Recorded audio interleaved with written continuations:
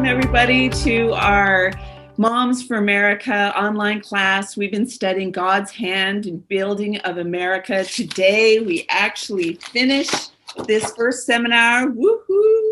We're going to have one seminar down, 3 more to go. This is a 16-week class. We are in the 4th week of our seminar.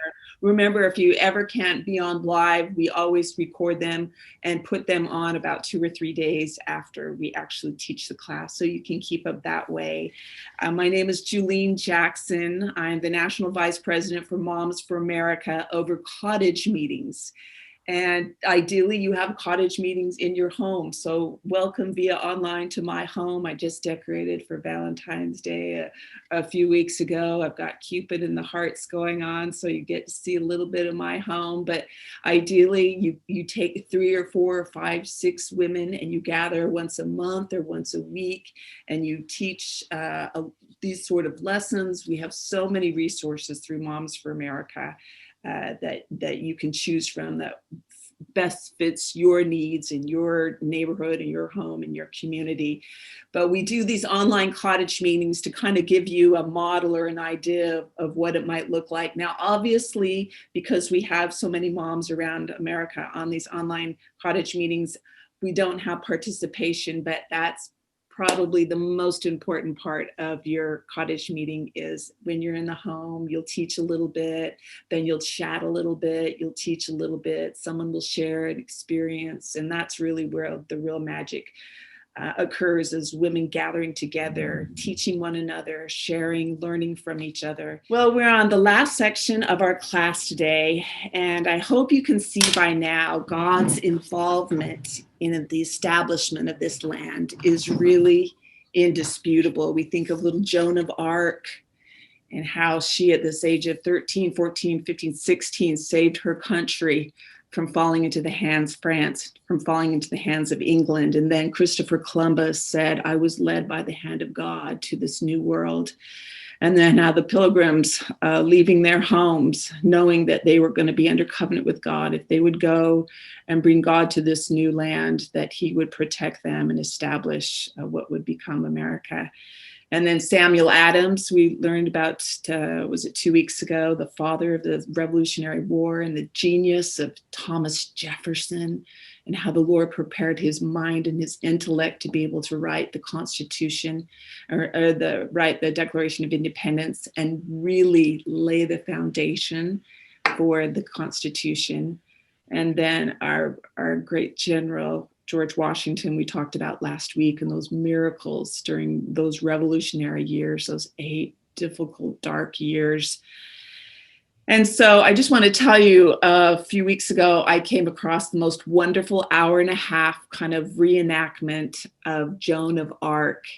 Just Google BYU TV Joan of Arc, and it's about an hour and I believe there was a 1 hour and an hour and a half. So I think the hour-and-a-half version had some commentary from professors of religious schools around the country.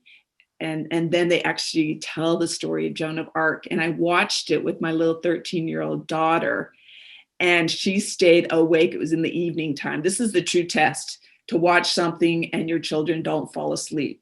She stayed awake the whole time. And at the end of this movie, we clapped. It was the cutest thing. Now my little 13-year-old girl clapped at the end. She's like, that was so good, Mom. So BYU TV, Joan of Arc, Google it. It'll come right up on your phone. If you can somehow click it into the TV and watch it on the big screen, it was really good. But you know, when you can study history from the 30,000 foot level, instead of being down in the weeds, just slogging it out, thinking, you know, that the country's never going to make it. But if you can look from the 30,000 viewpoint, which we've been able to do with the seminar, we can see that God's hand has been in the beginning of formations of governments and governments in which people have lived through. He has influenced governments through the ages. And I think one of the reasons God is into government is because he understands that the type of government a people have will dictate their level of freedom. And he knows that freedom is the path to the greatest source of happiness. And he tells us this in the scriptures in Galatians, stand fast in liberty. He says, you were born to be free, not in bondage. And I love the 2 Corinthians 3:17, where he says, where the Spirit of God is, there will be liberty. So he is a great advocate of maximum freedom, because under maximum freedom, we have the freedom to be able to worship him and to activate his gospel in our life. And the founders knew this. They were all God-fearing men. Don't accept this idea that modern historians have said that our founders are deists. And the word deist has a completely different meaning back then than what they've redefined it to be today.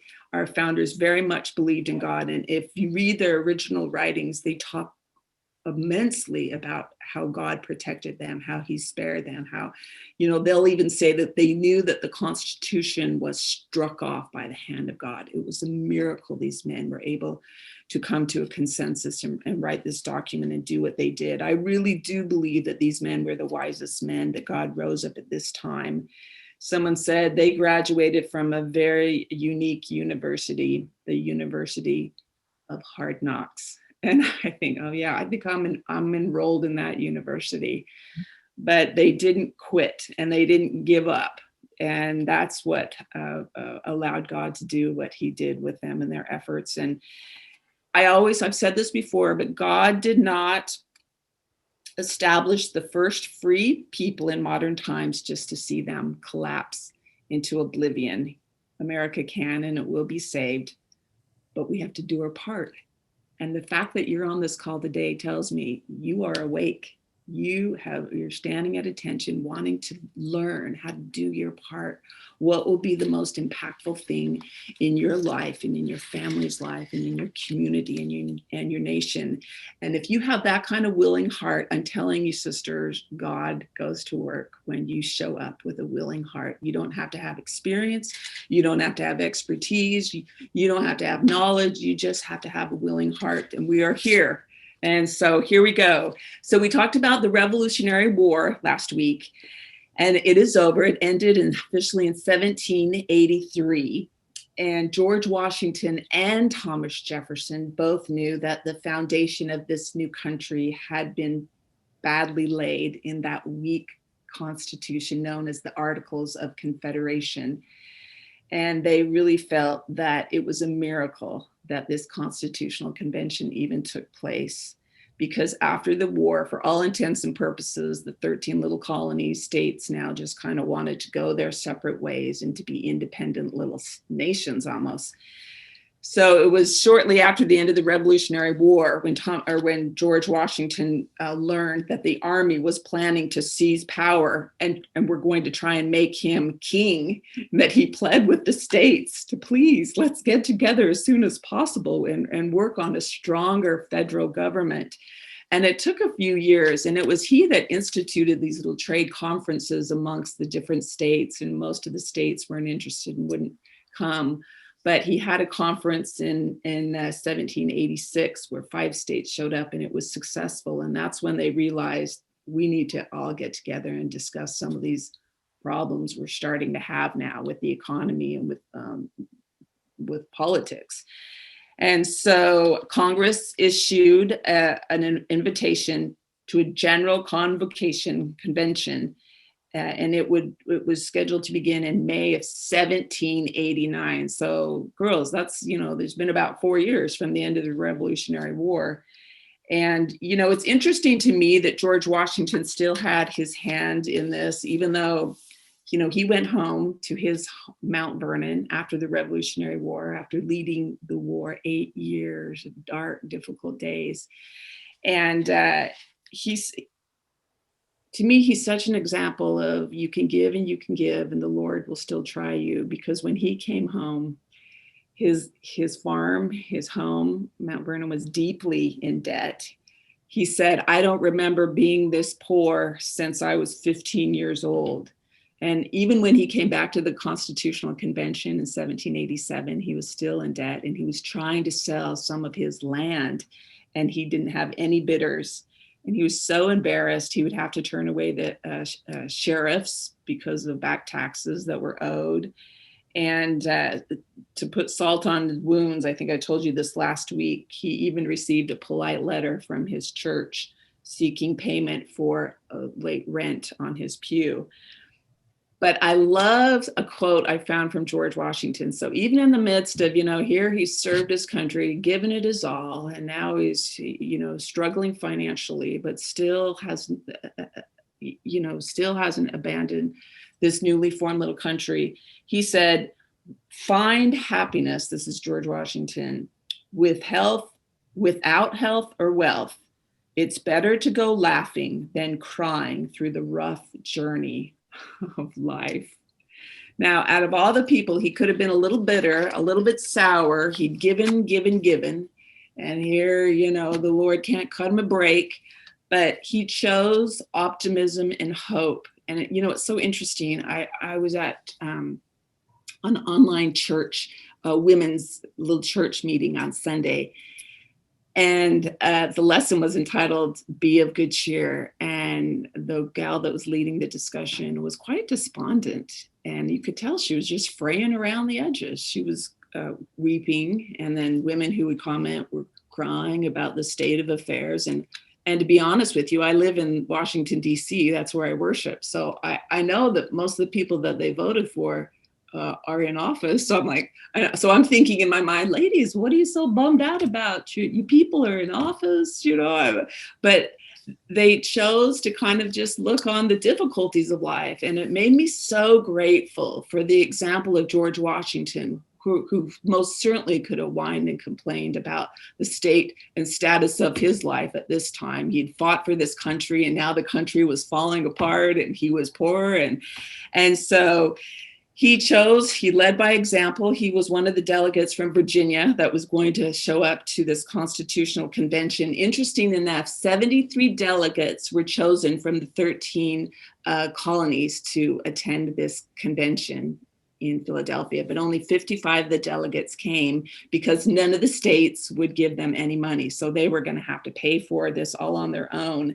And James Madison, who would go on to be known as the father of the Constitution, actually had to borrow money so he could come and represent Virginia as one of the delegates. And so anyways, all the states eventually did show up, except for Rhode Island. And Rhode Island would go on to become known as Rogue Island because they were not very cooperative during this constitutional convention. In fact, they eventually did get on the bandwagon, but they were the last state to actually sign the Constitution. But it's interesting because of some personal circumstances of George Washington, he almost missed the opportunity to go to the Constitutional Convention. His daughter and his mother had just died, and George Washington had rheumatism, I guess probably from the 8 years of being out in the elements and the cold during the Revolutionary War. So it made it very hard for him to sleep. And he almost used that as an excuse, but he was persuaded to attend the Constitutional Convention. And imagine what it might have looked like if the honored George Washington hadn't brought the stability to that group, because there was a time in the Constitution when the delegates started going home, but George Washington stayed, which I'm sure caused many people to stay because he showed up even when he didn't feel like showing up. Same with Thomas Jefferson. Remember, he almost missed out on the opportunity to write the Declaration of Independence. His mother and daughter had died, and he knew he wanted to be home in Virginia, and he wanted to be working on the Virginia Constitution, but he showed up. And girls, it just makes me think of all the times I almost missed out on being a part of something great because I just didn't feel like it. I was too tired. It was too difficult. I just would rather stay home. So I commend you for showing up. There is a power of just showing up. It kind of reminds me of when I go to church on Sunday. We're back to going to church. Sometimes I lay in bed on Sunday morning and think, oh, it'd be so nice just to sleep in today. Maybe I won't go. But when I get myself up and out and at that service, I am always somehow inspired and so glad I showed up. So there is a real principle in showing up when you don't feel like it. George Washington showed up for this constitutional convention. And once again, it made all the difference. And little Benjamin Franklin, who was the oldest delegate from Philadelphia, 81 at the time, he showed up. And there's a point that we're going to learn about today that he called forth and gave a speech, Benjamin Franklin, in the convention when it looked like it was going to break apart. And imagine if Benjamin Franklin hadn't showed up. He had gout. He had to be carried on a sedan lift, they call it, by 4 prisoners from the local prison, carried him on days he couldn't walk to the convention, but he showed up and made a huge difference.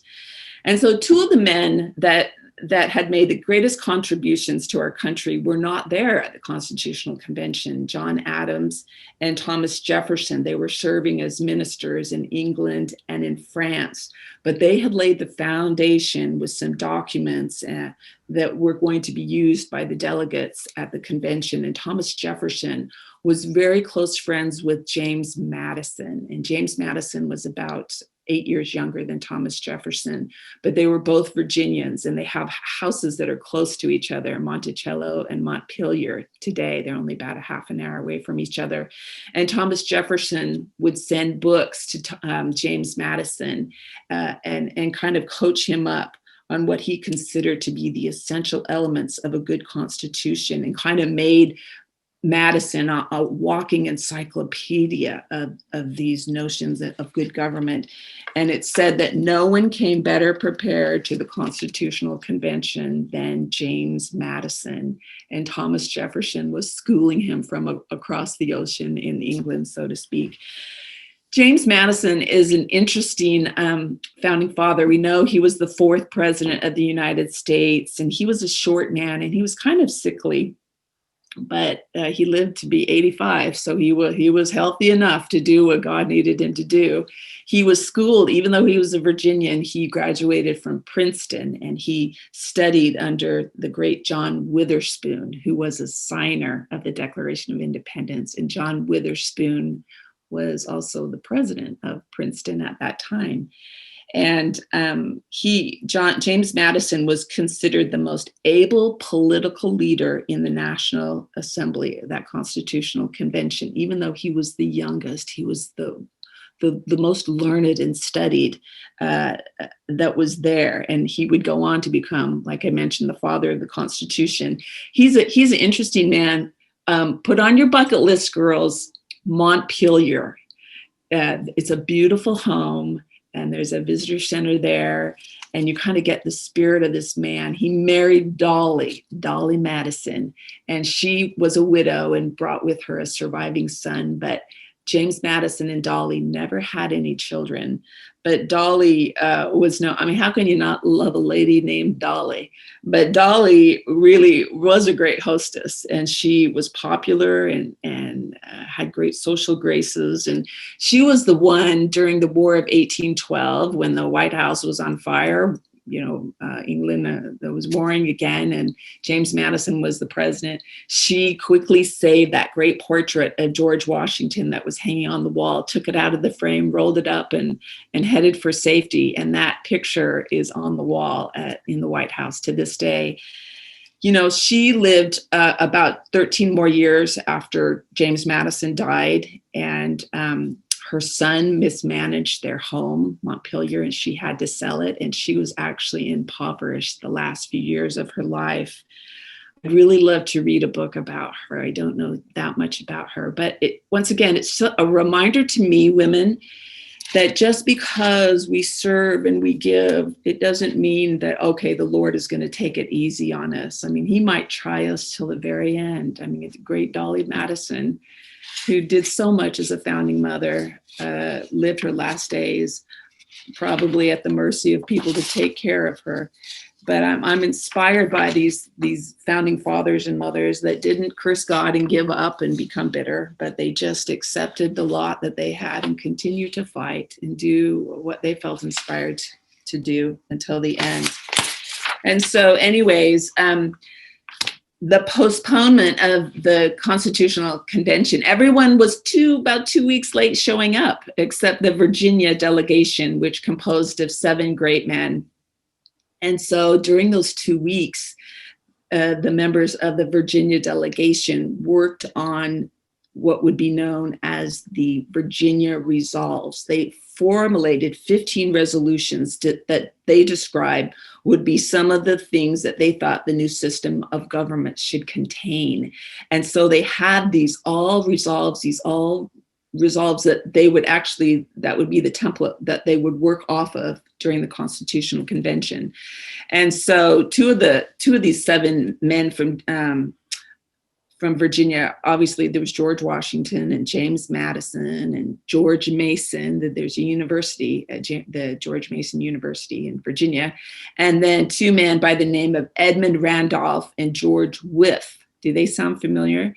They're great founding fathers. George Wythe, we know, was the first law professor that taught Thomas Jefferson everything he knew. And Edmund Randolph was also a great law practitioner. And both of these men have homes. Their homes still exist, the foundations. And so they recreated what they look like in colonial Williamsburg. The Randolph home is haunted.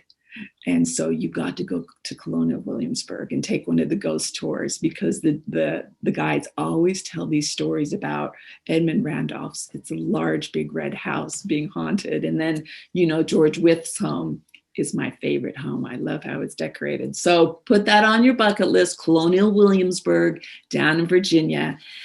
And so when everyone finally showed up at the end of May, except for Rhode Island, of course, they immediately, the first order of business was to elect the president of the convention, which was George Washington. He was like their anchor man. He had not deserted them during the Revolutionary War. They needed his strength and his stature and his just experience. And it just shows you how much he was loved and respected. They unanimously voted him to be the president of the convention. Even though he didn't say much, his presence just brought confidence to that body. And it would be James Madison that would go on to kind of unofficially become the secretary of the convention, as he took copious notes every day of what was being said and what was being decided. And James Madison from Virginia would work late into the night filling out and journaling these. And these notes would be kept secret for 30 years. And then when they came out, they actually constituted what we have as the most authoritative record available of what happened during those 4 months in that Constitutional Convention. Madison caught a vision of what was unfolding. And now those notes are in a vault in the Library of Congress.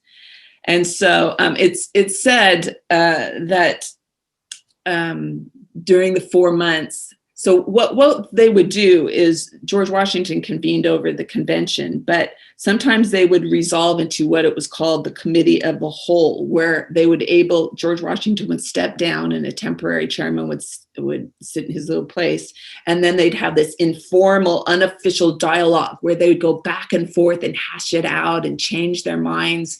And so they actually ended up closing all the windows of Independence Hall, because people would outside would try and stand under the windows and try and figure out how it was going and who was deciding and who was leaning this way and that way. And the men didn't want to be accused of being a flip-flopper if they changed their mind in the process of hashing it out. So they closed the windows so they could speak freely and try and convince one another. Now, don't let anyone tell you that the Constitutional Convention was a series of compromises. It wasn't. They came to consensus on every issue except for 3 issues: slavery and whether how the votes would be had. Would it be had according to population or just one per each state? And also whether the federal government should be involved in interstate commerce. Those are the only 3 issues that had to be compromised on. Other than that, they talked things through and until they got general consensus. And I think Whew, wouldn't that be nice if Congress could do that today? And I'm thinking, why were they able to come to a consensus and to hear one another? And we can't seem to do that today in Congress. And I think one of the things that the 5,000 Year Leap book so beautifully explains is all of our founders were reading from the same books. They had the same foundation. They were reading scripture. They were reading Bible. They were studying some of the earlier thinkers, Cicero, Montesquieu, Blackstone, even some of the ancient thinkers. So they were all reading the same books. And that might not be the case today. I'm not sure if any of them in Congress today even crack some of those, books of old history or the Bible even. And, it's good to have a diverse body of people, but sometimes our strength might become our weakness. We're so diverse that no one is listening to anyone anymore. And so it's amazing to see how these men, and they, believe me, they had differences, real differences, and you'll see it in a minute, but their foundation, their core was similar because they were all studying and reading out of books of histories and civilizations that worked or didn't work, and they could see for themselves. And so anyways, at the end of May, these 15 Virginia resolutions were put forth, and really every point that they were trying to determine had to be analyzed carefully because the world had never seen a government that was going to be structured the way that the Virginia resolves were being proposed. And the Congress felt like they could make some radical changes. Originally, they said, we're going to go and meet at this convention and kind of patch up the Articles of Convention or the Articles of Confederation. But they really, I think once they got to the convention, they realized that they were probably going to have to propose something completely different than what they had. But they knew it would be okay because ultimately Congress and the states would have to approve any changes that they were going to propose. So it took 4 months in the heat of the summer. If anyone's been on the East Coast from, May to September, the humidity, and the windows were closed, and there was a lot of rancor amongst them, but they were able to get through it, barely. The highlights of the Constitutional Convention is our heading as we move along in our material here. So the Virginia resolves were proposed by the men from Virginia, and William Patterson, a delegate from a smaller state, New Jersey, said a couple weeks into the convention, he said, can we take a day off here? We small states want to get together. We've got some different ideas than what these larger states are proposing. And so the New Jersey plan, as they called it, was instituted or was put forth in the middle of June. And Mr. Patterson from New Jersey said, we want to scrap the Virginia plan. We don't like that plan. We either scrap it or we just go patch up the Articles of Confederation. And so James Wilson from Pennsylvania, actually the following day, made a presentation that kind of compared the Virginia plan to the New Jersey plan. And do you see that little diagram in your book? What page is that on? It's page 77, but I think my pages are different than your pages. But they kind of lay out the difference between the Virginia plan, the large states plan, and the small states, New Jersey plan. And let's just go through and see what we actually got today. So I made a little column on the side called What We Actually Got. So they wanted the legislature, Virginia plan wanted 2 bodies in the legislature, and New Jersey wanted 1 body. And what we ended up getting was kind of 3 bodies. So we actually have 1 legislative branch, but 2 chambers in that 1 branch, a legislative branch. The sources of legislative power, the Virginia plan wanted the people to decide, and the small states wanted the states to decide. And we got both. We got 2 chambers where the House of Representatives is the people decide, and the Senate used to be controlled by the state legislatures who would put the senators in. And that check and balance was removed by the 17th Amendment, which has caused an imbalance in the houses. But we will talk about that over the next 4 weeks when we study the Constitution. The executive branch, the Virginia plan just wanted one man to lead the executive branch, and the New Jersey plan wanted more than one. Virginia won out, that Virginia plan won out because we just have one president. The legislative action, the Virginia plan wanted it to be done by a majority. The New Jersey plan wanted a small minority to be able to decide. The Virginia plan won out there because you need a majority of the House and the Senate to be able to move legislation forward. The extent of the legislative power, the Virginia plan wanted the body to be able to handle all national concerns, and the New Jersey plan just wanted limited objects to be dealt with. And we got a little bit of both, because in the preamble it says that our government should provide for the common defense, promote the general welfare, but they also said, but they're only limited to 20 enumerated powers in the Constitution, Section 1, Article 8. So they got a little bit of both from both of those plans. And then to remove an executive, which is very interesting, girls, if they had gone with the New Jersey plan, probably President Trump would have never been impeached, because to remove an executive, the Virginia plan was going to say they had to be removed by impeachment. And they embedded in the Constitution that the House would impeach a president and then the Senate would remove them. So you can still be impeached and still stay in as the president. We saw that with President Clinton when he was impeached, he still stayed in as the president because he didn't have enough votes from the Senate to remove him. Same with President Trump right now, even though he was impeached, was it a year or two ago, and then impeached again.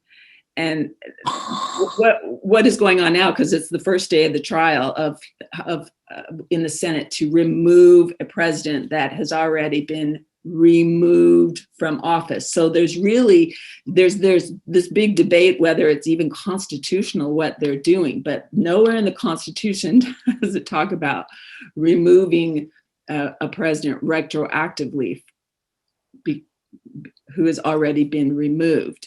So if the New Jersey plan had been accepted, where they wanted an application of the majority of states to remove a president, President Trump would not be removed. He wouldn't have been impeached because there are more red states than blue states. But instead, we're seeing what we're seeing now based on the Virginia plan, even though nowhere in the Constitution, as I've studied it, is there any provisions about removing a president who is no longer in office. In fact, there's a statement in the Constitution that says you can't retroactively go back and punish states. And so it's interesting how they're wanting to retroactively remove someone who's already removed. And that could potentially set a very bad precedent too, because wouldn't every president here on out who loses with all the rancor that goes on between elections, the party that wins would want to just kind of give it to him and choose to remove him from office and impeach him, even though he's gone. So it sets a bad precedence as well, I think. Just my personal opinion, what I'm seeing, it's not constitutionally based on how I have studied the Constitution. So anyways, it's interesting. So here's all this debate going back and forth. And Alexander Hamilton, the great Hamilton, who we all know from the Broadway show, stands up and he says, I don't like either of these plans. And he begins to propose something that looks exactly like how they're being governed in England. And everyone kind of just listens to him because he's so well respected. Did you know Hamilton was George Washington's senior aide and stayed with him through the entire Revolutionary War? He was going to go on to become George Washington's Secretary of State. He was going to write all the economic policy for George Washington in this new country. He wrote George Washington's farewell address when George went, after 8 years of serving as president. So he was a revered and honored man. So when he stood up and made this proposition, it said that everyone applauded it was applauded by all, but supported by none. It wasn't even discussed, let alone a vote wasn't even taken on Alexander Hamilton's plan.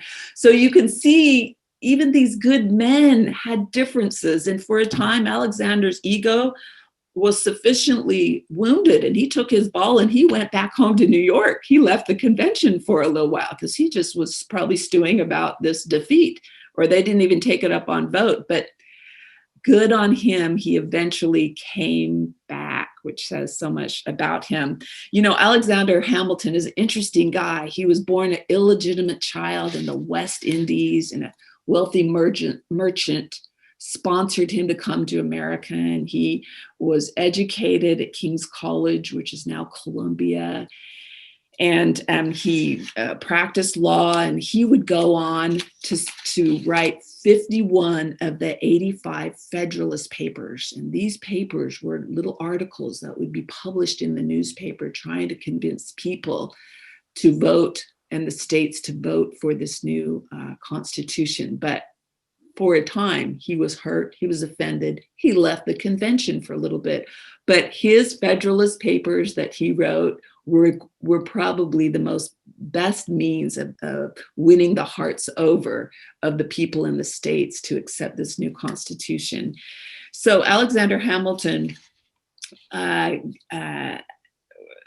died at 49 in a duel with Aaron Burr. Now, are you all thinking back to the Hamilton show that you saw on Broadway or somewhere? So Burr ran for president against Thomas Jefferson and lost. And then Burr ran for governor, probably in New York, and Hamilton did not support him. And so there was bad blood between the two of them, and there was a duel. I believe it was in New Jersey, and Hamilton died. And Hamilton had been married to Elizabeth Schuyler. They had 8 children. This illegitimate boy went on to become a great father. And he built a house 2 years before he died out in the country of New York. And he only got to live there 2 years. And it still exists today. It's called the Grange Mansion, Alexander Hamilton's house. And what was country in New York in 1790 or whenever he died is today modern day Harlem. So his house is on about 141st Street. And if you just take the red line, the 1, 2, or 3 subway train up, get off, walk a few blocks, and there you are at Alexander Hamilton's house. And there's a visitor center there. And you can just kind of feel the spirit of what this man was about and what he overcame to achieve what he did. Put that on your bucket list, girls. The next time you're in New York City, I think things are starting to open up a little bit. Go see Alexander Hamilton's home. It's called the Grange Mansion. So so there came a point in the Constitution, what was known as the crisis, 4 or 5 weeks of crisis, because now they were discussing these real prickly issues. And we had delegates that were starting to go home because they were done. We had Hamilton that went home. Ultimately, all the delegation from New York went home. And it was called the crisis dark period, 5 weeks of the Constitutional Convention. And Benjamin Franklin asked George Washington for permission to speak. And he stood up, rising in great pain because the poor man could barely stand, let alone walk. And he said, the longer I live, the more convincing proof I see of this truth, that God governs in the affairs of men. And if a sparrow cannot fall to the ground without his notice, is it probable that an empire can rise without his aid? And then he goes on to implore the body to begin to have prayers in the morning before they convene business, and ask for the assistance of heaven in blessing these deliberations. And it was said that after Benjamin Franklin gave this plea for prayer, that his words had a sobering effect on the men that were there. And they set about their tasks with greater determination to figure this thing out. You know, there's so much that could be said about the great Benjamin Franklin. I mean, there's a lot that has been said, and erroneously so. Can I just tell you that, women? There are four forefathers there's a lot of founding fathers in our nation, but there are four forefathers. The first one is George Washington. He is known as the father of our country. And then there is Samuel Adams, who is known as the father of the American Revolution. And then there is James Madison, that is known as the father of the Constitution. And then lastly, there is Benjamin Franklin, who is known as the father of morality. He was referred to in his time as the Golden Patriot. Isn't it interesting, women, that more money has been spent on decimating the character of Benjamin Franklin and maligning him? If they can get you to think that the father of morality was a degenerate, perverted womanizer, then maybe we can accept that that's just how all politicians were. Even our founding fathers were, womanizers and men that took up with all kind of women and did, immoral things. And that is what they've tried to present Benjamin Franklin as, but it is not true. It is a lie. As a young man, he wrote a book called The 13 Virtues. Is that what it's called? The Book of Virtues, 13 Moral Virtues. It's a small little book. And he wished, when he wrote this book, to perfect himself. And he actually monitored himself with a little chart at night. And he would mark at how well he had done with those 13 virtues. And so it's interesting.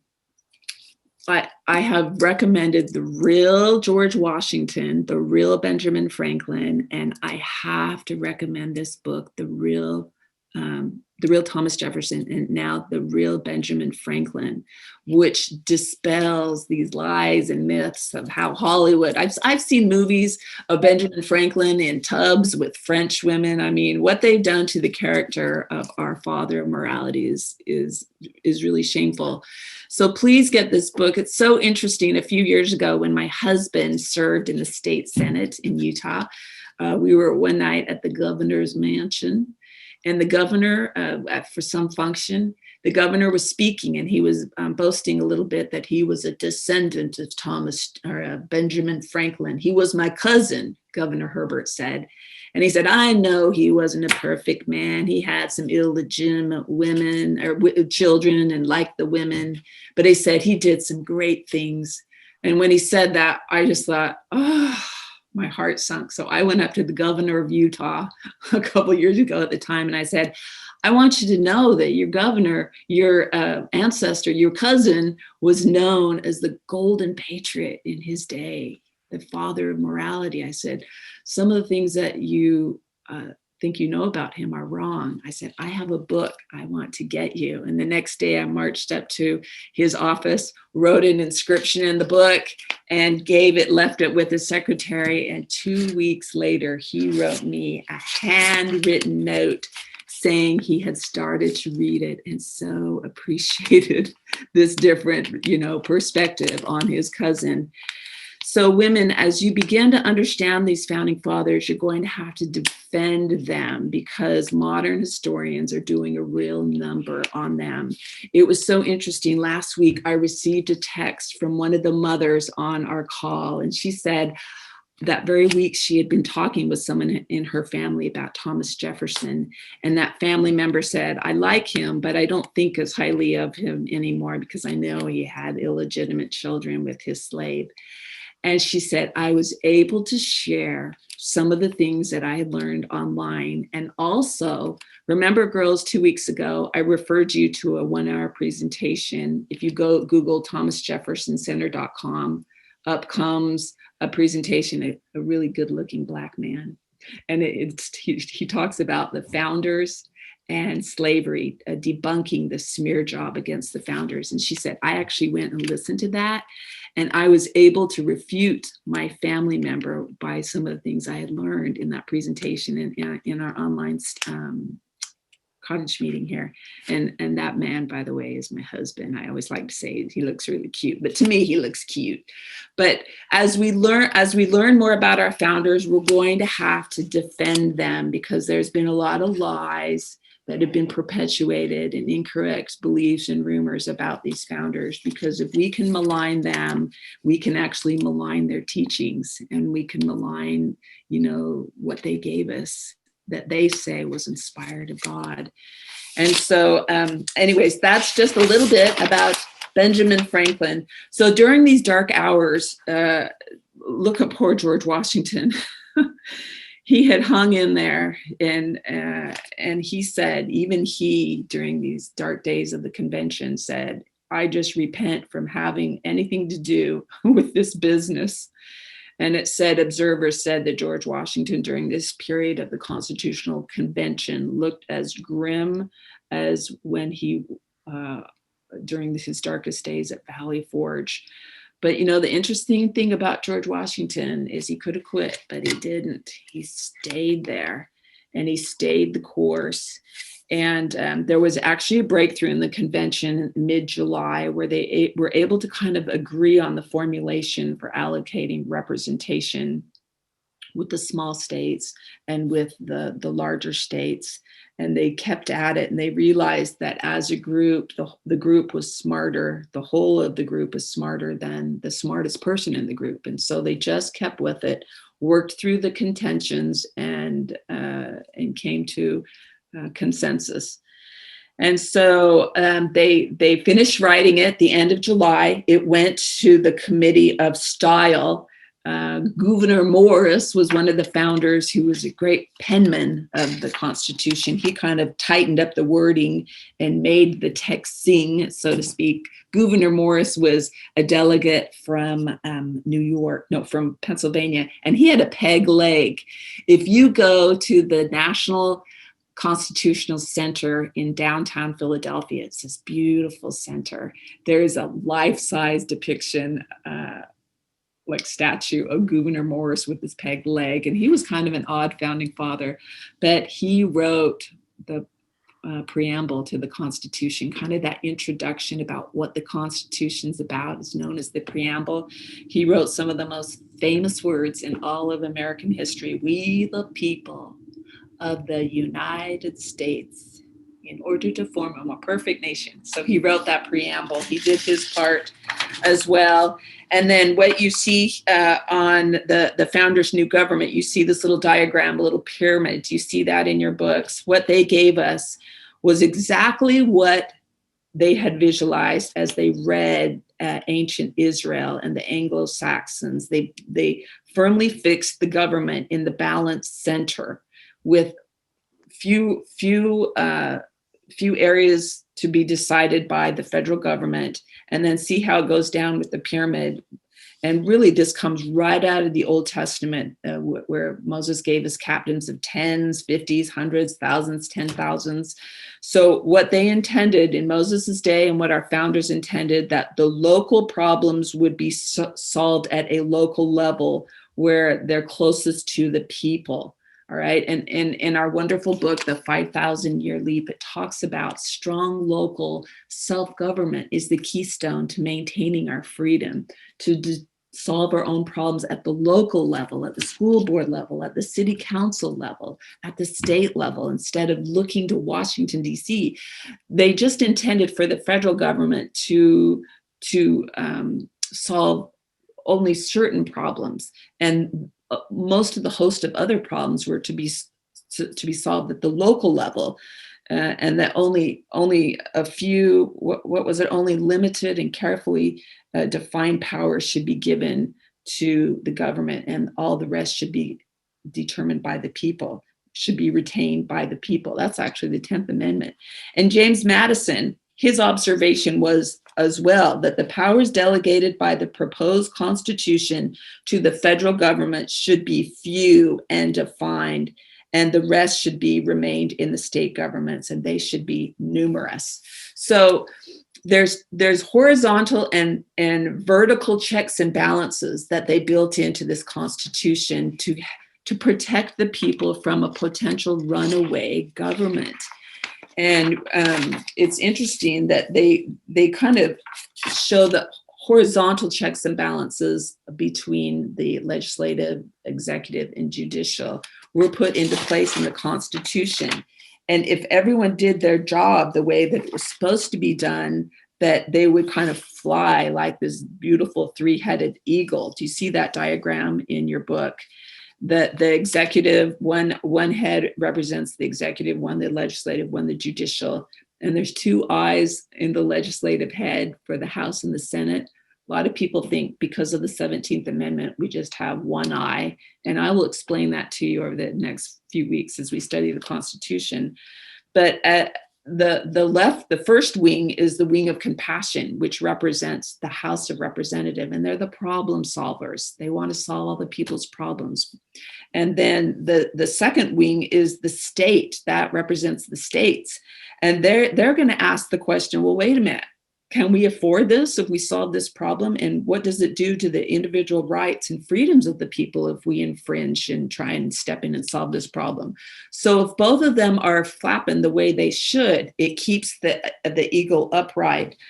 But when one of them fails to do the job, let's say the American eagle, if either of them fail to do their jobs, then it starts to drift towards anarchy or tyranny. And what we're seeing with the enactment of the 17th Amendment, the states no longer determine who served in the Senate, that the people do. And so the Senate started acting more like the House, and it's veered more towards the left. And what we're seeing now is a consolidation of power in the executive branch. That's exactly what we're seeing, is the president now is able to legislate through executive order, completely bypassing the legislature. And so we'll talk about how we can heal this problem that we see. And so on September 17th, 1787, the Constitution was signed. We know that as Constitution Day. 39, I have 41 signers, but I think it's 39 signers. 39 out of the 55 men that came signed the Constitution. So there was a majority from each delegation of the 13 states to sign. And a few of the men there didn't sign because they didn't have a Bill of Rights. And that was going to come a few years later. And we will talk about that Bill of Rights. It's actually known as the first 10 amendments to this day.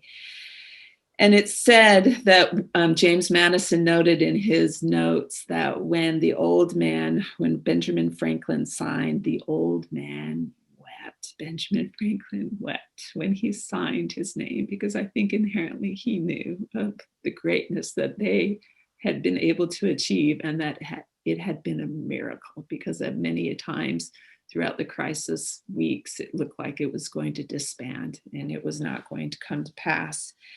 And Benjamin Franklin said, I often, when I saw our General George Washington, president of the convention, sitting in the chair at the head, on the back of his chair was engraved a sun.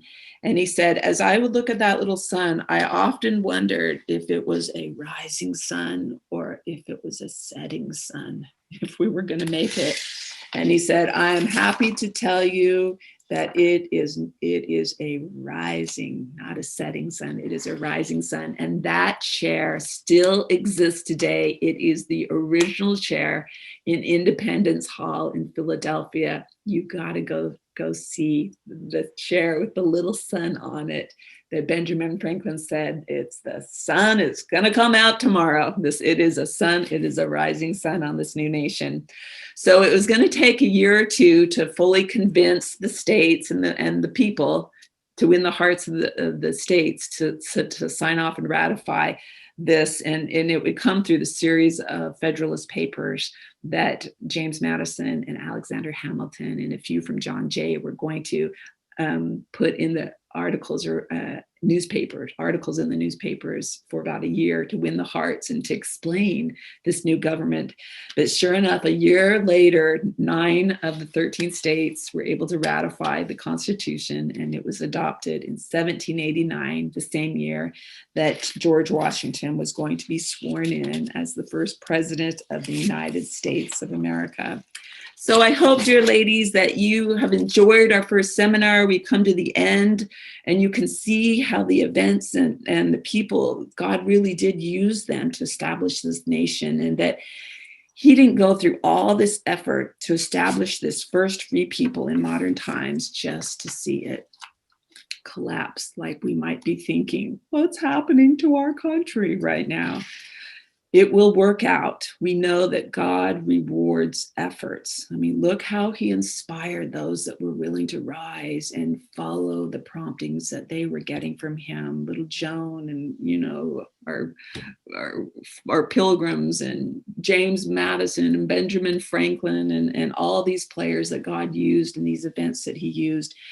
He didn't necessarily take it easy on any of them, but they never quit. They might have grown weary a little bit, like we all do in this fight for our families and for our communities and for this nation, but they did not quit. They gave all that they had to this cause, and then God filled in the gaps and brought forth the miracles. And so we're going to study next week the Founders' Charter of Freedom, and it's all about the Constitution. And I promise you, girls, if you will hang in there as we go through this book about the Constitution, you will know more about the Constitution than 99% of the America today. I really do believe that. As I've studied this, I realized, I think my little studies with the mamas in the cottage meetings that I learned about the Constitution, I mean, I would have people say, oh, Jolene, are you an attorney? When I would talk about the Constitution. It's just because I just learned together with the mamas in my neighborhood. So I promise to make the Constitution as interesting and applicable to us right now at this time in our nation's country. So ladies, we are done. I'm sorry. Oh, okay. We made it under an hour.